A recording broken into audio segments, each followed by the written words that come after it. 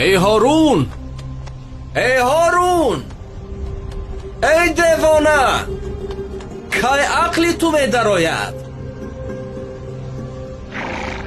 من دیوانم یا تو؟ البته که تو دیوانه ای.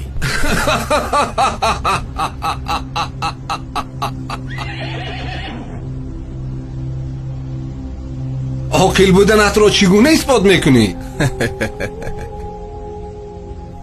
من میدونم که قصرهای با حشمت تو ابدی نیست، اما حیات آخرت ابدی است. من برای آخرت آمادگی میبینم، تو باشه برای دنیا.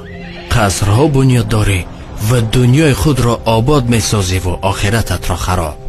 با این خاطر میترسی که این آبادی را گذاشته به آن ویران نروی، در حالی که تو انیق میدانی خانه آخرتت آنجاست.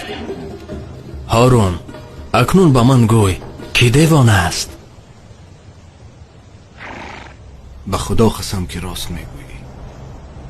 باز یگان نصیحتم کن. کتاب خدا برای تو بسنده است، به آن چنگ زن و رستگار شو.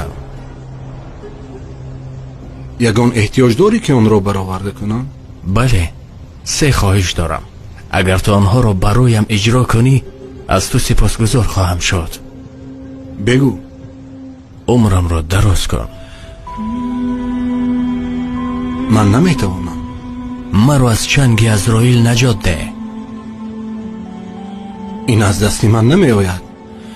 پس مرا وارد بهشت ساز و از دوزخ نجاتم ده. من قدرت این را ندارم.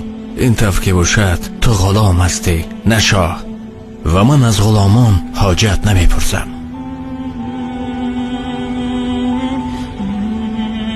ای خواجه، در این جهان چرا بیخبری؟ روزان و شبان در طلب سیم و زری. سرمایه تو از این جهان یک کفن است، آن هم به گمان است که بری یا نبری.